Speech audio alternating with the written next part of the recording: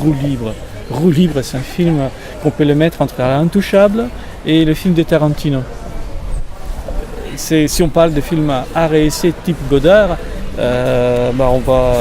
peut-être on va les trouver plus dans, je sais pas. C'est difficile de dire parmi la sélection qu'on a fait ici. Peut-être le film qui est plus difficile pour le public cette année pour les cerner, c'est un film allemand.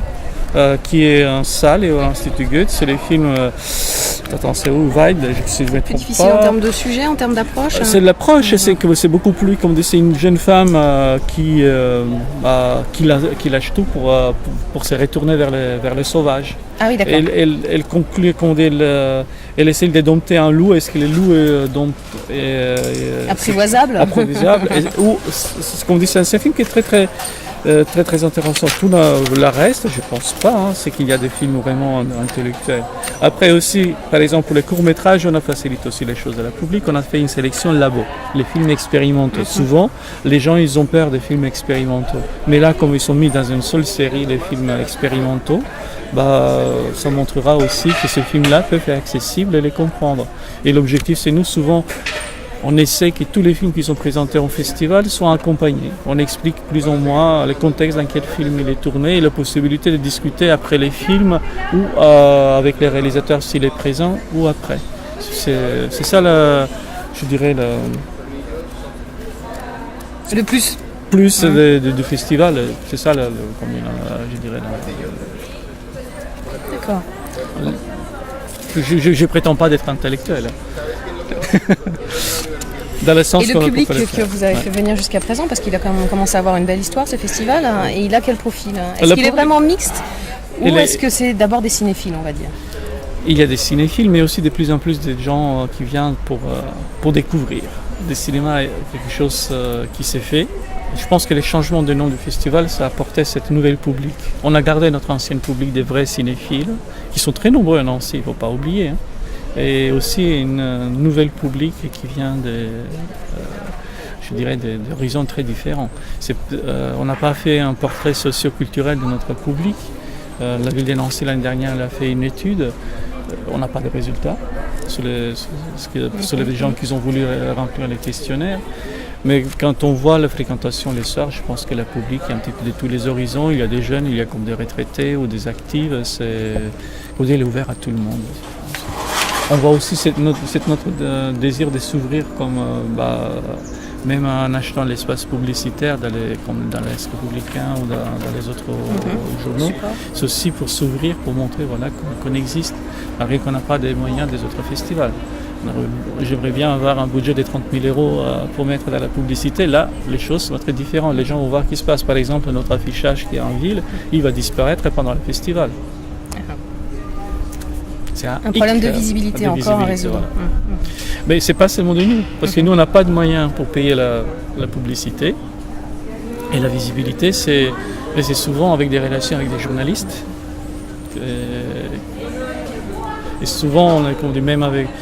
Là, aujourd'hui, quand j'étais avec RCF, ils étaient étonnés de la qualité et les choses qu'on présente. Les gens ne connaissaient pas les festivals. C'est encore beaucoup de travail pour la visibilité des festivals. J'ai vu dans le programme qu'il y avait plusieurs nouvelles choses qui se sont ajoutées rien que sur cette année, sur cette édition. Est-ce que c'est pas un risque, la profusion, où en tant que public lambda, on finit par se noyer, plus savoir... Non, ce qui nous a souvent posé comme question, au contraire, c'est un festival de cinéma, un festival de films, c'est un festival. Dans le festival, il doit y avoir plusieurs propositions. Sinon, on se contentera de ce qui est proposé aux salles de cinéma. Et nous, en proposant des choses qu'on ne peut pas aller voir aux salles de cinéma. C'est vrai, un vrai cinéphile, presque, je dirais, pas maladif, qui veut voir toutes les séances, il ne pourrait pas. Il ne pourrait pas. Mais vraiment, il ne pourrait pas, parce qu'il y a centaines de séances en 10 jours. Ça veut dire qu'il faut se payer au moins 4-5 séances dans la journée pour pouvoir faire toutes les films. Cette année, c'est une difficulté plus importante, c'est qu'à cause du manque de salles, comme la réponse de Syl, on a eu très tard. Et elle était favorable on peut l'utiliser, mais les négociations des droits des films étaient faites avant, parce que je ne pouvais pas acheter les droits des films, surtout de ceux qui sont hors compétition, pour pouvoir sans savoir est-ce que je payais 2 diffusions et diffuser une seule fois, et sans être sûr qu'on aura la salle de cinéma. On a décidé qu'on diffusera les films hors compétition documentaires de l'Amérique latine qu'une seule fois. C'est-à-dire les gens qui veulent voir les bons films d'Amérique latine documentaires, il faut vraiment voir le programme parce que les films sont diffusés qu'une seule fois. Tous les autres films sont diffusés 2 fois. Les films documentaires d'Amérique latine, hors compétition. Tout le reste sont diffusés 2 fois. D'accord. Ça c'est, comme dit, les choses qui nous a... Voilà, comme dit, toute cette partie-là. Même les labs. Les courts-métrages d'Amérique latine, je pense, c'est 2 fois. Si je me... Non, c'est une seule fois. C'est une seule fois aussi. D'accord. Mais tout le reste qui n'est pas d'Amérique latine sera diffusé 2 fois. C'est diffusé 2 fois. D'accord. Ouais. Un bon festival, ça vous ramène une jauge de combien de festivaliers? D'entrée, cette année, on compte environ, on espère d'avoir environ 5000 personnes avec les billets payés.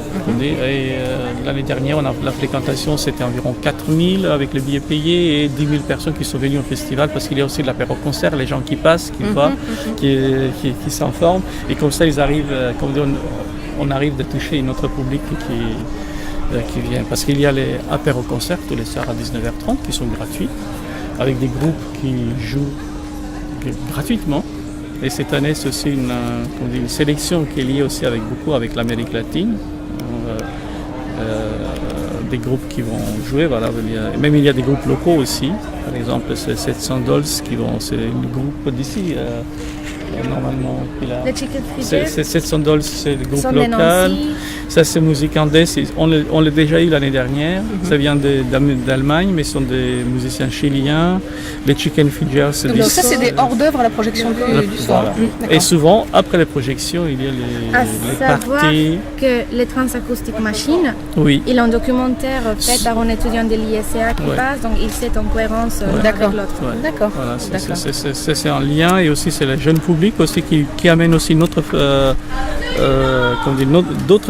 types de spectateurs, je dirais. Parce que je crois que vous avez décalé d'ailleurs un peu aussi la projection jeune public. Il y en a une partie qui se fera pendant les vacances. On va faire la rediffusion pendant la rentrée scolaire. Vers 18 septembre, la semaine, on va essayer de faire la rediffusion de certaines séances. Et ce qui est aussi nouveauté cette année, c'est aussi les ateliers qui sont proposés pendant le festival. On a les ateliers sur l'Amérique latine. Ateliers sous quelle forme, quel type de... Ce sont des rencontres? Ce sont des rencontres. Par exemple, il y a une vidéoconférence qu'on aura avec nos partenaires d'Amérique latine, de Chili, Mexique et Colombie sur les problèmes sociétaux en Amérique latine. On aura la table ronde le populisme en Europe. Ça, c'est nouveau, d'accord. On avait déjà l'année dernière la table ronde sur l'immigration. Cette année, c'est sur le populisme en Europe. C'est toujours actuel. Il y a plusieurs films qui sont en lien avec ça, mais 3 particulièrement qu'on va les présenter. Il y a les films court-métrages Sretan Put de Bon Voyage de Siniša Galić. C'est lui qui a fait notre bande-annonce du festival, mais il est aussi membre de notre association. 2 écoles. Le réalisateur, il est membre du jury. C'est l'histoire de 2 écoles, une seule école qui est devenue 2 écoles après la guerre en Bosnie. Ils sont partagés côté croate et côté bosnien. Et les films Homo Politicus sur la situation en Pologne. Le réalisateur, il est ici avec les producteurs qui vont participer à la table ronde qui sera animée par Brigitte Janot, l'avocate que vous connaissez. Vous avez tout vu, Tony? Vous avez tout vu? Les films, de ce qui est sélectionné? Je pense que oui. Peut-être 1 ou 2 films que j'ai pas vus, c'est surtout des courts-métrages d'Amérique latine, mais l'équipe était tellement bon qui travaillait sur ces films que j'ai vraiment la confiance. Sinon, les autres films, je les connais tous. Même les jeunes publics, parce que c'est mon épouse Blondine qui travaille beaucoup sur ce film. Et quelquefois, certains de ces films, on les teste sur nos propres enfants. D'accord. Et c'est la meilleure manière pour ces rencontres. Est-ce que ça peut passer par un certain âge ou non? Et les enfants, la critique des enfants, elle est franche. Elle est sans détour. Elle est sans détour, elle n'est pas comme nous, je dirais, les journalistes qui vont lire, très civilisés, policés. Ils sont directs. Si vous voulez que je vous attaque bille en tête, on peut s'arranger, Tony. Moi, ce que j'ai dit, comment elle s'appelle, votre responsable publicité. J'ai dit, j'aimerais bien y voir des journalistes qui couvrent, parce qu'il y a des personnages qui sont très intéressants qui vont venir au festival. Par exemple, il y a un membre du jury, Carlos, qui est ici. C'est quelqu'un qui c'était un réfugié politique de Colombie, si je ne me trompe pas. Sa vie était menacée là-bas. Il travaille maintenant en Europe. C'est des personnages qui sont très intéressants. Il y a d'autres notre invité d'honneur, Marcel Ophuls. C'est quelqu'un qui a 89 ans, qui a fait des films sur les documentaires, sur les questions historiques qui sont vraiment très, très, très pointus et qu'on voit très bien que l'histoire, ça se répète. Les leçons d'histoire, on les a jamais appris. Et les choix de ce personnage, il est venu comme invité. Il était prévu de venir au festival, mais là on l'a transformé en invité d'honneur parce que déjà avec tout ce qu'il a fait dans sa vie de cinéma, et aussi ce lien qu'il fait entre le documentaire et la fiction, parce qu'il a fait aussi la fiction comme le documentaire, et notre festival il est ouvert à toutes les formes de cinéma. C'est quelqu'un qui présente très bien cette orientation de notre festival. Il l'incarne. Côté documentaire, est-ce qu'il y a une espèce de fil de préoccupation qui a l'air de se dessiner ou pas spécialement? Est-ce qu'il y a une gravité? Est-ce que le documentariste est grave en général? Oui et non. Oui et non. Nous, ce qu'on cherche dans les films documentaires qu'on présente en compétition, déjà, on s'est limité sur le documentaire européen. C'est les choses qui se passent en Europe. Et ça a un petit peu vexé certains de nos partenaires d'Amérique latine ou d'Amérique, parce qu'on a des films qui seront en avant-première. Ils pensaient que leurs films seront présentés en compétition. On a eu mal à expliquer que notre compétition est limitée seulement sur l'Europe, sur les films, sur la thématique européenne. Et même si c'est un réalisateur européen et s'il tourne un film sur l'Amérique latine, on ne va pas le mettre en compétition. C'est sur les enjeux européens. C'est les enjeux européens dans le sens plus large des termes, sociétaux, politiques, etc. Et quand on voit les films de cette année, nous, on aimerait bien montrer un petit peu, je dirais, cette préoccupation pour le respect de l'humain. On ne va pas dire les droits de l'homme, ce n'est pas un festival des droits de l'homme. Il y a d'autres festivals qui font ça. Mais plutôt le respect de l'être humain, la diversité, la vie ailleurs. Et on revient sur notre devise ailleurs et autrement. Par exemple... c'est votre devise, comme je ne connais pas encore. Oui, c'est notre devise du festival. Et c'est aussi l'identité, de montrer quelque chose qui se passe ailleurs et les films autrement, parce qu'on ne trouve pas pareil partout. Par exemple, les films Lida. Les films Lida, qu'on peut dire, c'est un film danois, mais qui se passe en Ukraine, sur la minorité suédoise. Vous savez qu'il y a une minorité suédoise en Ukraine. Ça, c'est un billard à 3 bandes, ça. Non, moi, je ne le savais pas. Voilà. Et on a énormément de problèmes, justement, avec le sous-titrage de ce film. Comme tous les films sont sous-titrés, majorité par nos propres soins, par les stagiaires et bénévoles et les étudiants. Comme si vous avez le temps de passer dans l'association, ils sont encore en train de travailler sur certains films. Celui-là nous a présenté beaucoup de problèmes parce que déjà, il parle russe, ukrainien et il y a les Suédois dedans, mais vieux Suédois. Eh oui. Ça raconte l'histoire de Lida. Lida, c'est cette Suédoise qui vit dans la campagne ukrainienne. Après, il y a les films bulgares, les Pustinyatsy, c'est le village-peuple qui est tourné dans un village de la partie plus pauvre de l'Europe et de la Bulgarie en même temps, et en même temps de l'Union européenne, qui montre la vie des gens, tout simplement. Et c'est un film peut-être dans lequel il y a plus mise en scène, parce que les gens sont mis en scène. C'est un film sociologique. Sociologique, et en même temps... Qu'est-ce que tu veux faire dans un village? Et qu'est-ce qu'on voit? C'est plutôt, on voit les personnes âgées. C'est ce qui est aussi le malheur de toute la campagne dans les pays de l'Est. C'est vraiment une particularité d'être venu sur les minorités, parce qu'effectivement, en Russie aussi, il y a une minorité suédoise. Et c'est intéressant, je ne connaissais pas la minorité suédoise. Non, suédoise. Et aussi, il faut savoir que le premier prince de la Russie, c'était pas des Russes, c'était des Vikings. Cette présence des Suédois de cette partie-là, elle est très forte. Et après, même ici, si on cherche, il y a des minorités qui existent, mais qui ne sont pas visibles, qu'on ne les voit pas. Ça veut dire les minorités autochtones. Je veux dire, par des gens qui sont venus de l'extérieur, ne sont pas considérés comme minorités. Tony, je vais vous reposer une question qui fait toujours très mal. S'il y a un film à ne pas rater, allez, je vous avais droit à 2. C'est très difficile, hein. C'est vraiment très très très difficile. Moi c'est vraiment moi je les vis tous. Après c'est qu'on dit, c'est comme on a fait la sélection.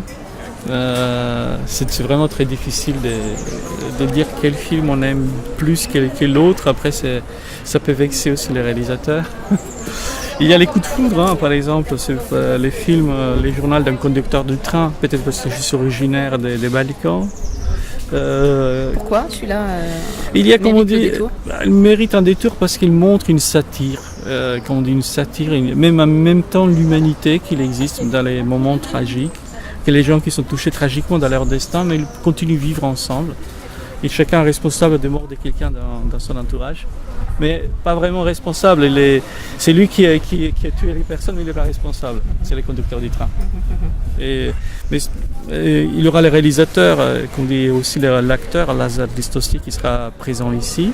Et Lazar Distosti, c'est un personnage, un acteur de l'ex-Yougoslavie et même de la Serbie, qui a joué des rôles principaux dans importants dans le cinéma yougoslave et ex-yougoslave, et même plus récent, par exemple celui qui joue dans le film d'Underground.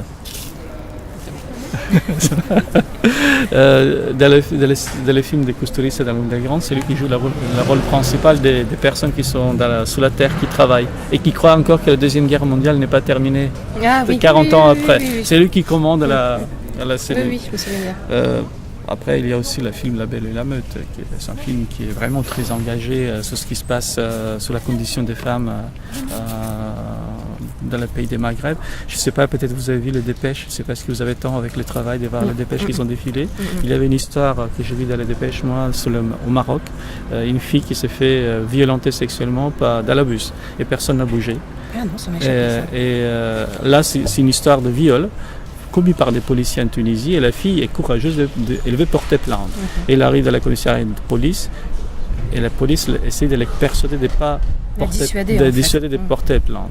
Et on voit très bien dans une société traditionnelle, où il y a, surtout en Tunisie, où il y a une émancipation des femmes, on retourne vers l'arrière sur la condition des femmes, et les choses qu'on remarque aussi même ici, en Europe, pas seulement sur les droits des femmes qui étaient un petit peu, qui reculent un petit peu. C'est un rétropédalage.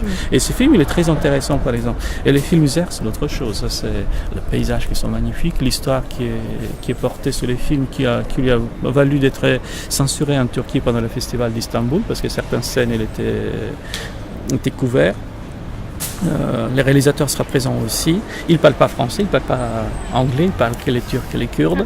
Et c'est une histoire qui parle sur un massacre qui était commis en Turquie dans les années 30 par l'armée contre les Kurdes. Et les enfants qui ont survécu étaient adoptés par les officiers de l'armée turque. Et les jeunes qui sont sur le film, ils découvrent que son grand-mère n'est pas turque, mais elle est kurde, quand il chante une chanson quand elle est à l'hôpital. Et lui, il retourne sur ses racines pour trouver où il a vécu sa grand-mère et un petit peu retrouver ses racines. C'est un film très touchant. Et le film bulgare, c'est pareil. C'est une histoire de la jeunesse de la campagne bulgare, partagée entre la modernité et les traditions. La Lune de Jupiter, c'est les films qui ont partenariat avec Cavillo. C'est un critique de la société hongroise actuelle, qui est surtout sur le traitement des réfugiés. La première partie des films, c'est tellement bien fait. Après, il y a peut-être les effets spéciaux ne sont pas géniaux, mais on va très bien. Mais les poursuites dans la rue de Budapest, où la police chasse les réfugiés, où les descends de police pour trouver les réfugiés, on a l'impression qu'ils sont des dangereux terroristes, etc. Et le début des films, ça vous reste comme ça. Quand vous le voyez sur les grands écrans, moi je l'ai vu sur l'écran de l'ordinateur pour le visionnage, mais c'est hallucinant comment c'est filmé, ce passage de la rivière, des réfugiés où la police hongroise tire sur les réfugiés, etc. C'est peut-être exagéré, mais ça montre un petit peu Et après, la personne principale, comme on dit, elle s'appelle Ariane, si je ne me trompe pas. Oui, c'est ça, Ariane. Il est touché par plusieurs balles.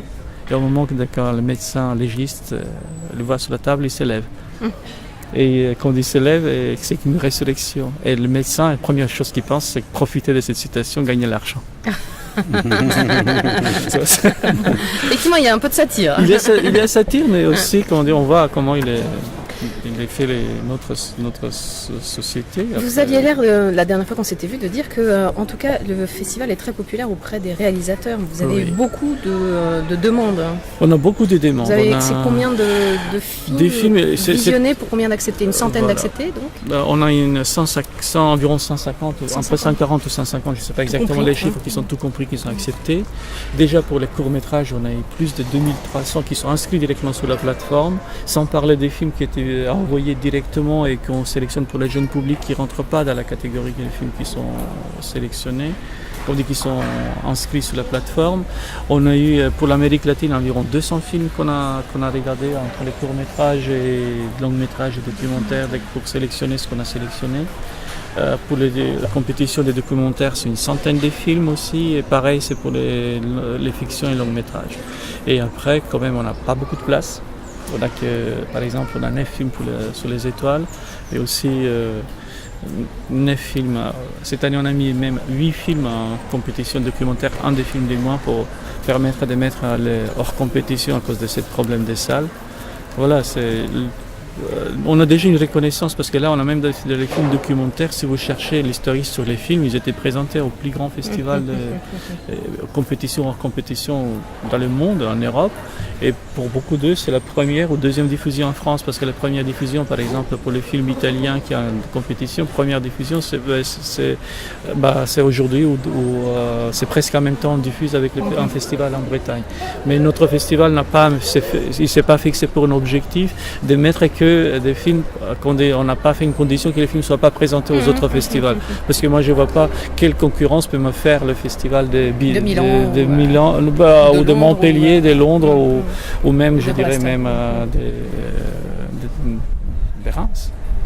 C'est pas loin, on est dans la même région, mais les gens ne vont pas. Peut-être maintenant on a des accréditations des gens qui demandent des possibilités de suivre les films qui viennent de Pas-de-Calais, il y a aussi d'Algérie, de Maroc, les gens qui ont demandé l'accréditation pour les films. Comme dit, le festival il prend son envergure, il s'est affirmé comme une manifestation, une grande manifestation culturelle à Nancy. Peut-être, notre désir de développement n'est pas pour le moment accompagné autant qu'on veut par tout le monde. Notre désir, je ne les cache pas, vous pouvez même le noter, c'est de bénéficier d'une partie des anciens locaux de Centre Images Lorraine qui a disparu. Une partie est absorbée par Imagest, mais il y a la salle avec les locaux qui sont autour, qui pour nous, ce sera vraiment et ce que je l'ai dit dans mon éditorial, vous pouvez le retrouver, une confirmation qu'on veut vraiment s'asseoir sur dans cette cour de la manufacture. Avec les autres partenaires qu'on a depuis plusieurs années qui travaillent avec les festivals. Depuis 2 ans, on a un soutien très important par le théâtre de la manufacture. C'est pareil par le conservatoire. Avec l'USA, c'est depuis l'origine des festivals. S'il a disparu, là, c'est avec Imagest qu'ils ont repris le parti.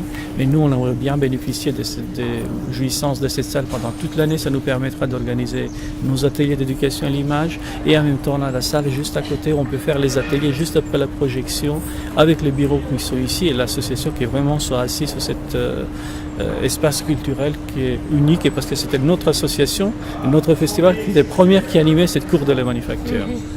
Et depuis cette 3e année qu'on anime les 2 cours de ce côté-là et côté la salle éphémère. Cette année, on a un nouveau écran. Oui, c'est vrai. Vous voyez tout de suite, il est beaucoup plus blanc que blanc. Mais de l'autre côté, il est noir. Et comme il disait, des cinémécaniciens nous ont posé une question. Quand vous voyez un écran noir au cinéma, qu'est-ce que vous voyez? Un écran blanc. C'est vrai, oui, c'est vrai. Parce qu'il n'y a plus de lumière, et l'écran noir, blanc, il devient noir. Ouais, c'est ça. Il est moins blanc, en tout cas, nettement moins blanc. Voilà, bon, Anthony, je pense que vous avez des éléments. Que je vais en avoir beaucoup avec les dossiers, les documents. Ouais. Sinon, c'est vrai, pour nous, cet objectif, je dirais, c'est presque existentiel pour l'association. Parce que là, les locaux, moi, je l'ai répété, je l'ai demandé à la mairie, j'ai écrit plusieurs lettres au maire. Pour le moment, ils ne nous ont pas répondu ouvertement. Ils sont en train de réfléchir. Je ne sais pas le projet quel est sur la médiathèque. Je comprends très bien que les médiathèques vont s'élargir. Mais nous, on a besoin de s'affirmer ou de trouver des locaux où on peut vraiment travailler toute l'année avec le public. Parce que avec les ateliers qu'on fait avec l'éducation à l'image, qu'est-ce qui se passe? On se déplace dans les écoles. Mais dans toutes les écoles, vous voyez, c'est les grandes fenêtres comme ici. Très difficile de faire une salle obscure pour présenter les films et de travailler. Et là, si eux, ils viennent vers nous, il y aura cette possibilité d'avoir vraiment tout sur place. Déjà pour notre équipe, on peut mieux les accueillir et mieux préparer les séances parce qu'on ne va pas courir avec nos équipements. Pour certaines écoles, ils ont des projecteurs, les autres n'ont pas. Certaines, ils ont leur sonorisation, les autres non. On a le sono qu'on a ici, par exemple, c'est au festival, au propriété du festival. On se déplace avec ça. Mais ce sont souvent des femmes qui interviennent quand il faut porter ça, qui fait presque 40 kilos, plus les projecteurs, plus l'écran. Ça fait, il faut se déplacer presque avec un véhicule. L'association n'a pas de véhicule, etc. Et l'autre sujet d'inquiétude, c'est l'augmentation des frais de gardiennage, c'est-à-dire de sécurité, ce qu'on n'a pas eu avant, depuis cette troisième année qu'on a, à cause des choses qui se passent, qu'on avait répondu les victimes de cette... comme beaucoup de festivals, comme beaucoup de manifestations. Et on n'a pas un centime d'augmentation des subventions. Aujourd'hui, vous fonctionnez avec quel budget? Toute l'association annuellement, avec 2 salariés, fonctionne avec un budget de 150 000 €, avec l'organisation du festival. Le budget, il est public, il n'est pas caché. Déjà, l'installation ici en plein air coûte 20 000 €, sans compter 11 000 € de mise en des services de la ville de Nancy. C'est estimé à 11 000 €. Les tables, les sièges et l'aide technique avec l'électricité, etc. Sinon, c'est toujours un peu surestimé pour pouvoir vous démontrer que Nancy est partenaire avec force. Je ne sais pas, oui, mais Nancy, par exemple, il a diminué les subventions en 2014. On était à 25 000, aujourd'hui on est à 20 000. Et on espère, comme on dit, déjà sur l'affichage de ville, on aimerait bien, comme on dit, c'est vrai, ils nous disent qu'on est seule association qui en a affiché. Sur les grands affichages, qu'on appelle l'affiche sucette. Mais les affiches vont être retirées au milieu du festival. C'est un petit peu... contrariant, oui. C'est les choses comme dit, il faut travailler encore plus. Et pour cette raison, avec l'accord de ville de Nancy, on a engagé une réflexion qui va commencer pendant le festival, un comité de pilotage ou de suivi, comment développer le festival. Parce que là, on arrive à un niveau de développement, on peut passer une marche plus haut, mais il faut... Si vous la passez pas, vous dégringolez, quoi, c'est ça que vous avez peur? Les peurs, c'est ça, parce qu'on arrive à une saturation, nos 2 employés sont fatigués, les bénévoles aussi, c'est aussi un épuisement. Vous regardez, là, l'équipe qui travaille là-bas sont tous de l'Amérique latine. Ils sont venus avec leurs propres moyens. Nous, par exemple, cette année, on s'est même limité de l'invitation des invités, pour la simple raison, parce qu'on ne pouvait pas. On ne pouvait pas supporter leur arrivée ici, parce qu'il faut payer la chambre d'hôtel. Pour la nourriture, on les paye ici chez nous, ils mangent chez nous, ça nous coûte entre guillemets beaucoup moins cher que d'aller dans un restaurant, etc. On se trouve dans une situation, ils nous demandent de nous développer, mais on n'a pas de moyens de se développer et de se renouveler, de se régénérer. Nous dépensons aussi l'argent, par exemple, pour la location de nos locaux en privé et qui ne sont pas satisfaisants, qui ne sont pas adaptés. On loue un appartement actuellement. Le monsieur qui nous a loué, avec grand esprit d'ouverture, il a loué un appartement dans une association de cinéma où il y a des gens qui passent, qui n'est pas très loin d'ici, c'est juste à la face de Polyclinique et Mulgalet. Mais ce n'est pas suffisamment pour développer une association. On va tout de suite maintenant, pendant le festival. Là, on doit déménager nos bureaux de l'association ici. Et moi, je dis peut-être on restera, on va occuper l'espace public. C'est parfait, mais ça, c'est... Moi, je me dis le fait que maintenant, on est repéré à l'échelle nationale comme référent audiovisuel ici dans la région. Ouais. C'est paradoxal que du coup, s'ils viennent nous chercher, qu'on ne soit pas, par exemple, aussi qu'il est nous chercher caché derrière l'ISCA, c'est même pas... Oui, c'est comme dit, dans un appartement, dans un bâtiment, une résidence. C'est la résidence, rue Hermite. Vous avez vu, vous êtes venus. Et là, on est complètement saturé. On ne peut plus travailler. On a aménagé. Parce que le festival, vraiment, il a pris de l'envergure. Là, il y avait combien de stagiaires pendant le festival qui travaillaient sur de différents horizons. Les stagiaires de l'UECA, des facultés des lettres, qui sont les gens qui sont linguistes, et même des gens, des bénévoles qui viennent travailler. À un moment, on n'arrive pas à fonctionner normalement sur les pieds. Et quelquefois, on n'arrive même pas à passer un coup de fil parce qu'on gêne les autres qui travaillent. Vous voyez aussi, maintenant, c'est nouvelle. S'il y a un espace plus grand, c'est un petit peu difficile, c'est plus facile, mais parce que tu sais, le mode, c'est aussi de faire la même table dans la salle de rédaction. Tout le monde gêne tout le monde. C'est ça. Les fameux open space.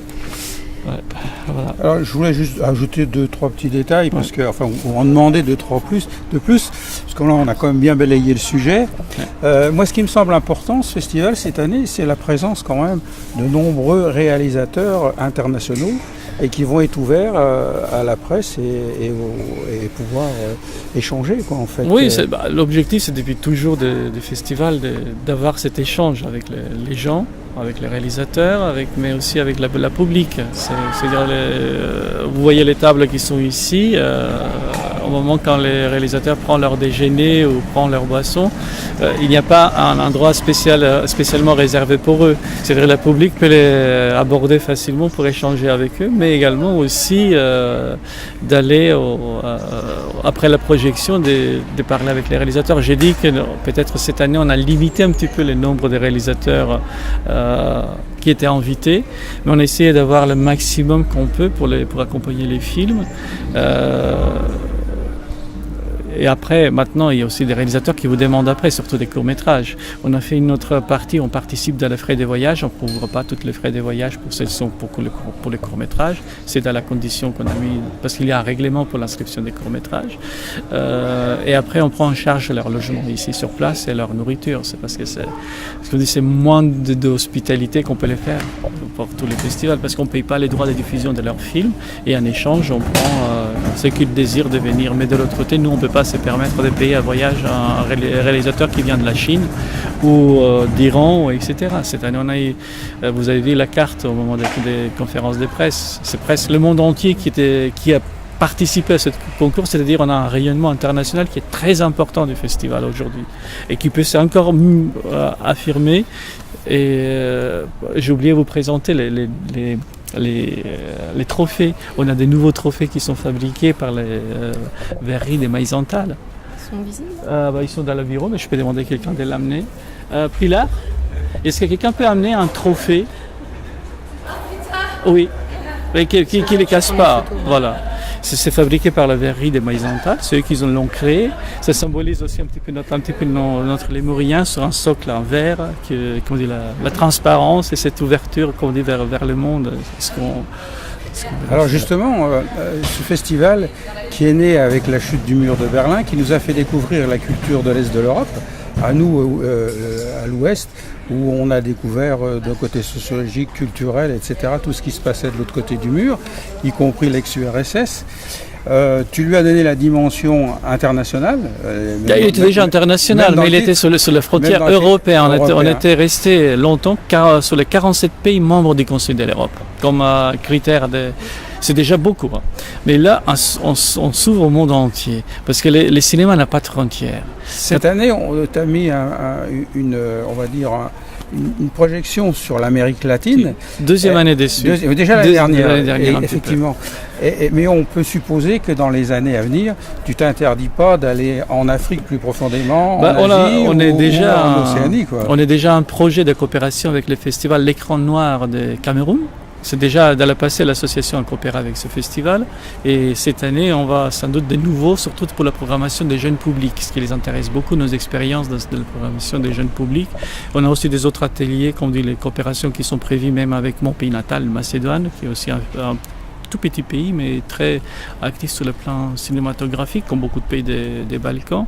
Et même si l'ex-Yougoslavie a disparu, la coopération entre les républiques de l'ex-Yougoslavie sur le plan cinématographique récrée cet espace ex-yougoslave. Parce que vous imaginez, comme ici en Lorraine, si on produit des films qui sont présentés que pour le public lorrain, combien de personnes vont aller au cinéma? Ce sera 10 000, 15 000 sur regarder un film. Un film ne sera jamais rentable. Mais si vous avez un espace de 20 millions de personnes qui peuvent le regarder, déjà, le public s'élargit. Donc, on ne va pas se contenter de se refermer seulement sur une région comme on faisait avant, sur l'Europe de l'Est, sur l'Europe centrale. On a toujours la présence quand vous regardez les films. Oui, elle est assez forte d'ailleurs. On retrouve les films parce que quand même on a nos liens historiques un petit peu, c'est notre ADN. On les retrouve les films. Mais de l'autre côté, par exemple, le festival n'a jamais présenté avec un film allemand.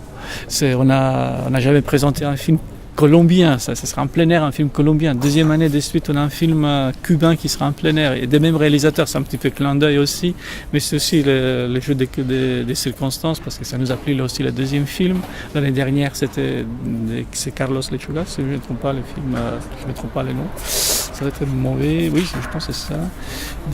Santa et Andrés, oui, c'est ça. Carlos Lechuga. L'année dernière, c'était son film Melassa. Cette année, c'est Santa et Andrés. C'est un réalisateur cubain qui vit toujours en Cuba, mais qui critique la société dans laquelle il vit. Et ça nous plaît, parce que c'est une critique qui est peut-être mieux enveloppée, c'est toujours dans le dialogue. Il y a telle naïveté, même dans les sujets graves, vous vous divertissez un petit peu dans le film. Imagine la rencontre entre un écrivain intellectuel avec une ouvrière d'une ferme qui est peut-être la seule chose qu'elle a prise, c'est le livret du parti, comme on dit, d'être révolutionnaire, et tout d'un coup elle s'assied sur une chaise comme ça devant lui pour voir est-ce que le monsieur va sortir de sa maison. Il observe comme ça, même sous la pluie. Et après c'est établi un dialogue. C'est ce film qui m'a tenu jusqu'à bout, vraiment avec impatience de voir comment va se terminer le film. Ouais, Alors si on veut parler chiffres, puisqu'il y a un renvoi entre court-métrage, long-métrage, ça représente quoi? Combien de courts-métrages, de longs-métrages approximativement quoi? Approximativement, je dirais c'est 80% c'est des courts-métrages et le reste c'est des longs-métrages et des Sachant qu'effectivement tout le monde, comme tu l'as dit, ne pourra pas tout voir. Non, bon. c'est impossible. Il y a si quelqu'un est bien organisé, il peut voir. Presque 90% des sélections peut le voir. Parce que toutes les sélections des courts-métrages, surtout ceux qui sont en compétition, sont diffusées au moins, si je ne me trompe pas, 3 ou 4 fois. Attends, je vais vous dire. Oui, 3 fois. Chaque sélection, elle est 3 fois diffusée qui est en compétition. Même les sélections ZIS qui est en compétition, les sélections Labo qui est... Sélection ZIS est en compétition des publics. Ça, c'est les films vraiment décalés que le public adore. Oui, il y a 3 types de courts-métrages. Des courts-métrages. Il y a sélection Labo, c'est aussi, comme je disais tout à l'heure, l'expérimentaux, et sélection internationale. Pour l'année prochaine, on va faire la sélection française. Parce qu'on a parmi les films qui sont présentés, un quart, c'est des films français. C'est un pays grand producteur de films. Il y a beaucoup d'écoles de cinéma, etc. On a peu l'occasion de voir, à part Arte qui passe un petit peu. Par Arte, France 2, mais c'est jamais à la même heure, ou France 3, ou très tardif. Ouais, et certains films, vraiment, ils méritent, par exemple, de les revoir. Par exemple, dans la sélection qui sont expérimentaux, on a même les films Les fins des temps, The End of Time, de Milcho Manchester, qui était Lion d'Or, avec un long métrage à 94. C'est-à-dire, c'est même des réalisateurs connus, quelquefois, ils se réessayent sur les courts-métrages pour se remettre un petit peu en confiance dans les choses. Et le film qui est vraiment aussi dérangeant, c'est le film Europe chez Lois. Ce sera dans la coopération avec l'Institut Goethe. C'est un film des couples, des vrais couples. On se demande est-ce que c'est la fiction, mais c'est un documentaire où les couples sont filmés dans leur vie privée. C'est presque, ils font l'amour devant la caméra, tout ça. C'est comme dans la vie quotidienne, avec toutes les préoccupations qui sont sur l'Europe, sur leur existence en Europe, qu'on peut se poser même ici en France. C'est un couple grec, espagnol, si je ne me trompe pas, estonien et irlandais. Il est très bien fait. C'est aussi dans le cadre de l'Europe sur le populisme, mais de l'autre aspect aussi positif ou négatif. C'est comme ça, il y a plein de films qui sont faits. Et vous avez aussi, avec le Mémoire de justice, et Cléopâtre qui sera présenté ici comme en coopération avec l'Institut. Ouais, j'ai relevé aussi l'intérêt pour les films hongrois qui sont souvent décalés. Cette année, c'est par hasard. Plus, il y a quand même en plus ce phénomène de l'immigration, effectivement, qui pose problème chez nous. Mais ils ont une façon de filmer et on va dire, de s'exprimer différente de nous autres Européens, entre guillemets. Je pense que dans tous les pays, quand il y a une crise politique, entre guillemets, de régime, il y a souvent des intellectuels, des artistes qui se mettent vraiment à travailler et qui s'exprimer peut-être avec beaucoup plus de conviction qu'ailleurs. Le film qu'on a sélectionné, c'est deux films très très différents. Le film hongrois, c'est La roue libre, c'est plutôt un film très, je dirais, divertissant, entre guillemets, mais quand on voit les profondeurs des films, c'est plutôt, il montre sur comment on appelle ça, la condition de vie aussi d'handicapés. Et après, quand on sait que les acteurs de films, c'est pas des acteurs, c'est des vrais, comme on dit, handicapés dans leur vie, et ça montre une autre force de film. Et finalement, à la fin des films, on se demande c'était quoi la réalité de la film et quoi c'était la fiction dans la tête des personnages. Les films, Lune de Jupiter, c'est l'autre chose. Le réalisateur est déjà confirmé depuis longtemps. Et le festival, depuis ses origines, il a eu des films hongrois qui sont passés ici. Même le film qui était primé à Cannes, son réalisateur, il a eu un prix ici pour son court-métrage il y a une dizaine d'années. C'est-à-dire, le cinéma hongrois, il est très, très, très, très vivant. Peut-être maintenant, on a aussi le cinéma tchèque qui se réveille. Jusque-là, le cinéma tchèque, chez nous, il était présent beaucoup sur les documentaires. Oui, puis toutes les réalisations qu'ils avaient fait époque soviétique, entre guillemets, ex-libération, quoi. Et donc, c'est vrai qu'on retrouvait des choses fantastiques. Hein. On a découvert à ce festival à Yaï dans le temps le cinéma tchèque. Moi, j'en étais un grand amoureux. Oui, il y a beaucoup de cinéma tchèque, cinéma soviétique. Là, par exemple, on regrette qu'on n'a pas mis un autre film russe, qui est un film franco-russe plutôt. C'était le Paradis de Konchalovsky. C'était 2 heures le film, mais le problème c'était ça. Là. C'est un film qui montre, qui était au Festival de Venise il y a un an, mais il n'est toujours pas sorti en salle en France. Je ne sais pas quand il va sortir. Le film, il est génial sur la culpabilité, la responsabilité. C'est un petit peu de manière Dostoïevski, qui peut juger, qui peut aller au paradis, c'est-à-dire qui est bien, qui est juste, qui n'est pas juste. C'est l'histoire des 3 personnages. C'est un père des familles français qui est en même temps chef de police de Vichy. C'est un SS cultivé. Et une émigrante russe qui devient, comme des juifs, si je ne me trompe pas, qui est dans la camp de concentration. Et chacun raconte son histoire devant les caméras. Le film, quand vous voyez, c'est très bien. Et il se trouve Paradis. On comprend à la fin parce qu'ils sont tous assis sur une table, comme devant un interrogatoire. On ne voit pas la personne qui pose les questions et eux, ils justifient leurs actes. Et on se rend compte qui mérite d'aller au paradis, parce que et ça donne une autre regard sur les choses qui sont passées dans la camp de concentration, où les gens luttaient pour survivre. Quitte à ne pas toujours être du côté du bien. Ouais. Voilà, pour survivre, et aussi qu'on voit très bien aussi que ces bourreaux, c'était des êtres humains normaux, entre guillemets normaux, ils menaient soi-disant une vie normale, et si on les fréquentait dans les autres conditions, on n'aurait jamais soupçonné qu'ils pouvaient faire ça.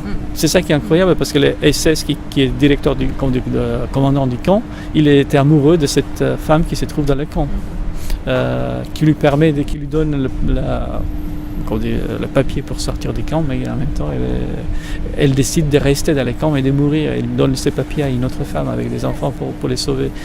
Et les pères de famille qui s'occupent de sa famille, etc., il vit une normale très très peinard, et de l'autre côté il fait l'interrogation assez, comment on dit, féroce.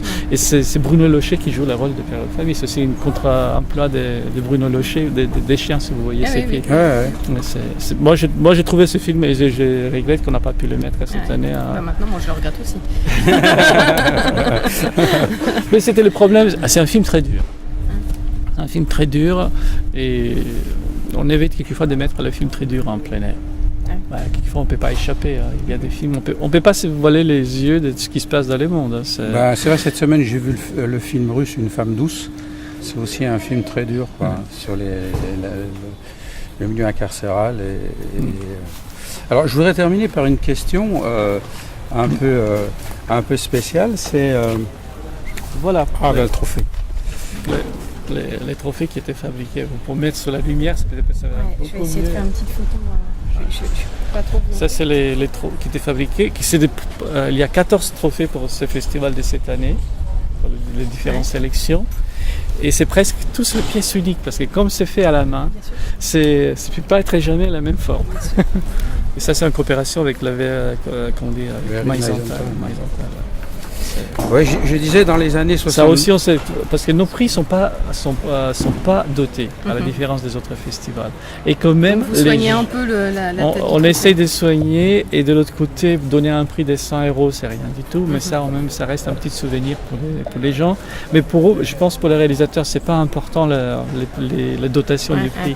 L'important, c'est que son film soit montré.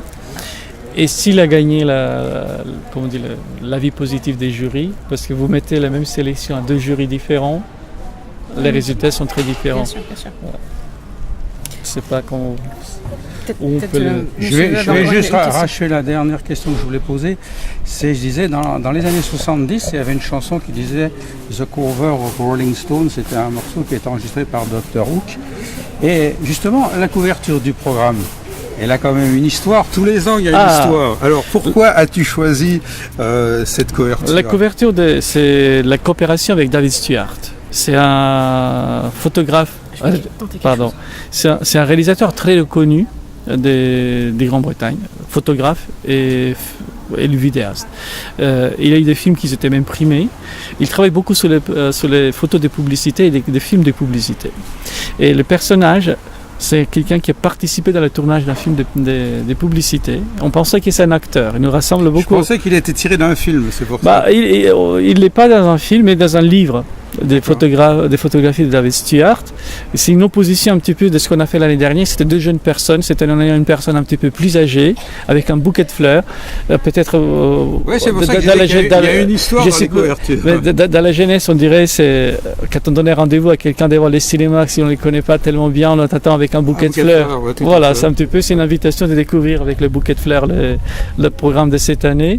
Et la personne, après qu'on s'est renseigné auprès de David Stewart, c'est qui? Est-ce que c'est un acteur ou non? Il nous a répondu non, c'est un monsieur qui travaille sur une décharge en Angleterre où il a tourné les publicités pour les chaussures, ou dans lequel ce monsieur aussi joue un rôle dans cette publicité des chaussures. Si vous allez sur Vimeo, vous cherchez David Stewart, vous trouverez plein de films publicitaires et vous le reconnaîtrez, cette personne aussi dans ce film. D'accord, c'est très intéressant. Voilà, et c'est la 2e année qu'on travaille avec David Stewart, qui nous cède ses photographies de manière titrée gratuite. Pour nous, c'est aussi une marque de reconnaissance, une marque d'internationalisation du festival. 2 années de suite, on a fait des affiches et des couvertures de programmes avec les tableaux de Mark Asterling. C'est un peintre connu des États américains qui travaille aussi en France. Là, c'est avec un photographe britannique, c'est-à-dire en ouvert. Nous, on a. Ouais, c'est pour ça que j'ai tenu à poser cette question, parce que c'est vrai qu'il y a quand même une histoire de la couverture du programme. Oui, c'est en plus une personnage qui pose les questions, mais peut-être les conditions physiques sont désavantageuses, mais quand même son regard et son expression, il est très très positif, avec une invitation de voyage et de découvrir le monde. Voilà. Eh bien, écoute, merci beaucoup Tony, merci beaucoup, et puis à très bientôt sur le festival. À très bientôt. Pas manquer toutes ces belles choses à voir. Ce renvoi entre court-métrage, long-métrage, cette petite restauration où on va rencontrer aussi pas mal de monde, oui, et notamment des réalisateurs, etc. Ouais. Donc c'est vraiment. Et cette année, c'est comme 3e année de suite, c'est avec les restaurants 3 petits points de Nancy. Qui est une bonne restauration. Voilà. Ben, merci. Merci beaucoup. À très bientôt. À très bientôt.